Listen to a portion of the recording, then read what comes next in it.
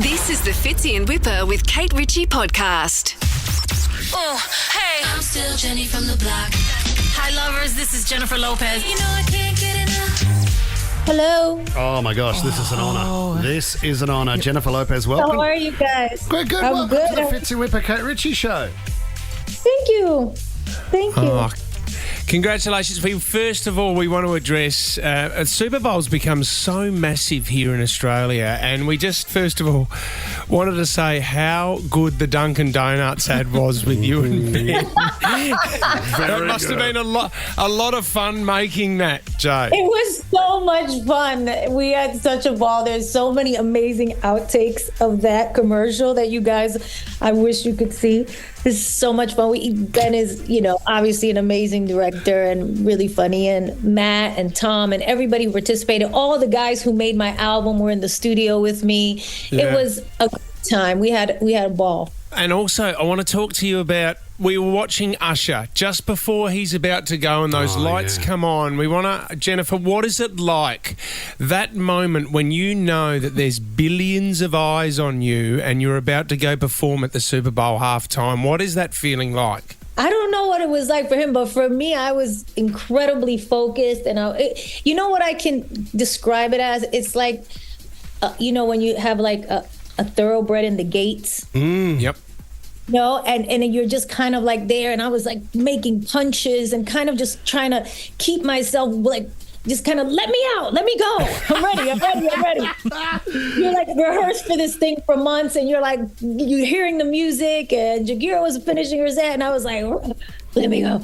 And it was an incredible focus that you get. And there's also a kind of a calm. Once I got up and I positioned myself and was rising up into the air on the top of the Empire State Building, that I felt like super like, this is amazing. And very calm, like just focused and ready. J.Lo, I think I'm in awe that I can actually hear your voice at the other end of the line. Please, let's talk about this incredible musical experience that we've all sat down and watched. This Is Me Now, a love story. Firstly, congratulations. It is amazing. But I just want to talk to you a bit about love and about what you get from watching this. I think there's a line where it was about when they asked you when you were a little child what you wanted to be when you grew up, and you said, in love. Is that a true depiction of J.Lo? And when did that change? When did you want to be a kind of a worldwide success? It is true. It was one of the lines that I wrote in This Is Me Now on the first day in the studio that I wrote along with ink and cadence that day. When I was a girl, they'd ask me what I'd be. A woman in love is what I grew up wanting to be. And when I played that for Dave Meyers, he was like, we have to put that in here somehow. So the music really inspired the musical experience, which is going to be on Amazon, which is what I think you guys saw. Yep. And I'm very excited about it. It is very much about a hopeless romantic's journey. It's a very meta story. It's me and it's not me, because not all the details are exactly my life, but there's a lot of things in there that were informed by my own life. So, but in general, it's like the story of a hopeless romantic's journey through life in their search for love. Well, that's what how I one-line it. Because I know that it's a sort of a dramatised version of your story, but that part where they talk about your friends getting together and saying you're a sex addict, I know. Did that really happen? Was there an intervention by your best friends? No, that didn't really happen. It happened to me. Yeah, that's the bit that Whipper saw in the trailer, and he was like, "I'm sitting down and watching this." He was the opposite, Jennifer. He was the opposite. We said to him, "You got to go out and get some." I think it's really interesting, though. You're saying there's so much that is in line with who you really are, and so much is kind of dramatic choice. But tell me just a little bit then about what I got out of it was that external validation can be either really powerful or really damaging. And I guess there has to be a journey that you go through where you realise that if that's where you're getting all your love and that's where you're being validated is externally, it doesn't end well, especially in love. No. I think sometimes when you grow up on fairy tales like I did and thinking a Prince Charming was going to come and save you, even though I was a strong, independent woman, you're always like I think a lot of people do this. They look for love outside of themselves, somebody to kind of fill that hole. And that was, love, you know what I mean? And looking at that.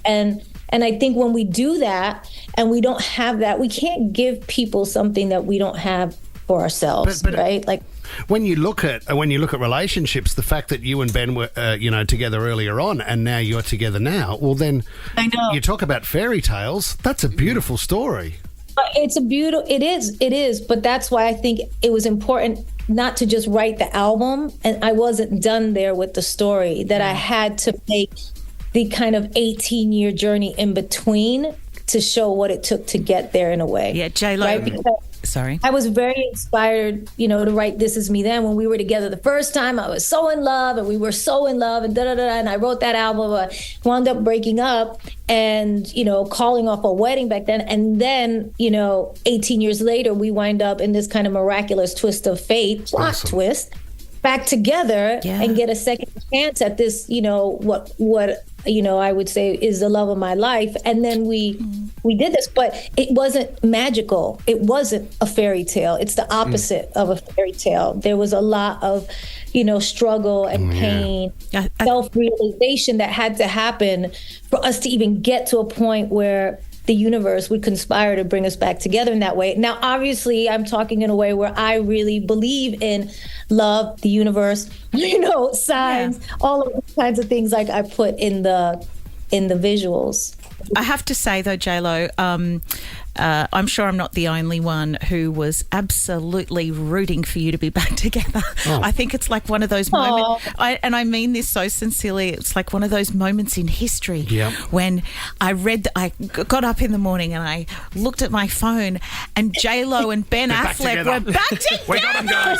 You can believe in love again. It was like a time warp. That might sound really daggy to you, but I just think you represent so many of us, in that sense. It's true. And I think a lot of people have told me that and felt that way. And I believe that was part of the inspiration to go in and write the album. It was like, yes, I want people to know true love does exist. Some things are forever. That doesn't mean it's a straight road. That doesn't mean it's easy. And that's why I had to make the musical film. But that is real, and you should not give up on that. And I don't want people to give up on that. I want people to remember that love is the most important thing in our lives. And if we have a human experience and you're on this planet, you're on this earth, and you don't get to experience that, or you don't allow it in, or you don't get yourself right to actually be able to accept that and give that to somebody, you're missing out on life. Because, J.Lo, that first kiss with Ben, I know that's a personal point and a personal question, but it must have felt like coming home. It must have been such a moment. It was a moment. That's all I'll say. It was a moment. He moved in on you, though, didn't you're he? like, oh my God, is this really happening? What are you doing? When we came face to face for the first time in 18 years, it was quite a moment. We've been talking about your love life with Ben Affleck, but we want to know, why does he only get a tiny role as a disgruntled newsreader in this new project? Whose idea was that?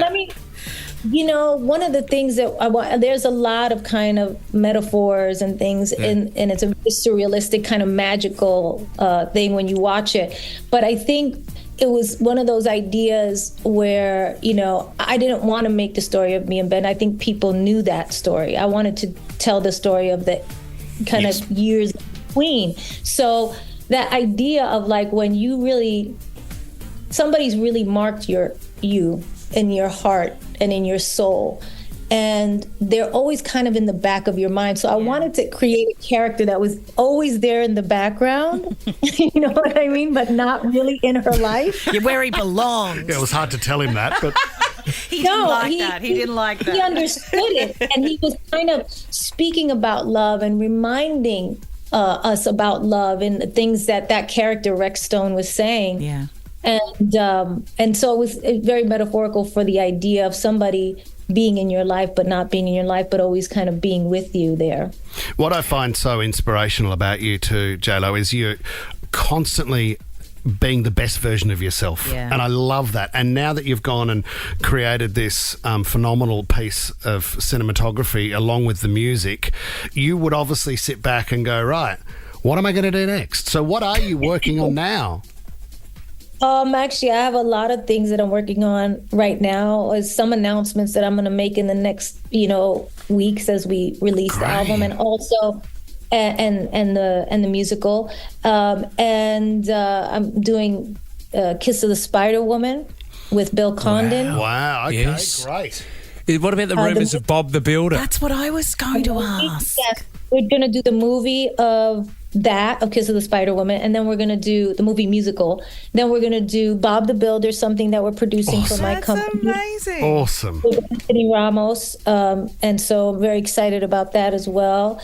And just a lot of great things. We still have Griselda that we're going to be doing the film of at some point in the next year. And a lot of other, like I said, announcements coming very soon. That is so exciting. Well, J.Lo, I've just finished my first erotic novel called The Far Too Personal Trainer, which is out now, fartoopersonaltrainer.com. But I should get you a copy of that. I think you and Ben would love it. Thank you. I wouldn't.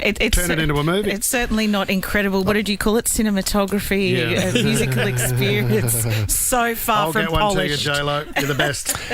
Thank you. I appreciate you guys. Thank you so much. No worries. What a pleasure. Thank you so much. This Is Me Now, a love story, is now available exclusively on Prime Video. And J.Lo's new album, This Is Me Now, is available to stream and download. We know how busy you are. We appreciate your time. Thank you very much for coming on the show, J.Lo. Thank you so much. Best of luck to you guys. Thanks, J.Lo. You too. Bye-bye. Bye-bye. Thank you for having me. Bye-bye. Fits in Whipper with Kate Ritchie is a Nova podcast. For more great shows like this, download the Nova Player via the App Store or Google Play. The Nova Player.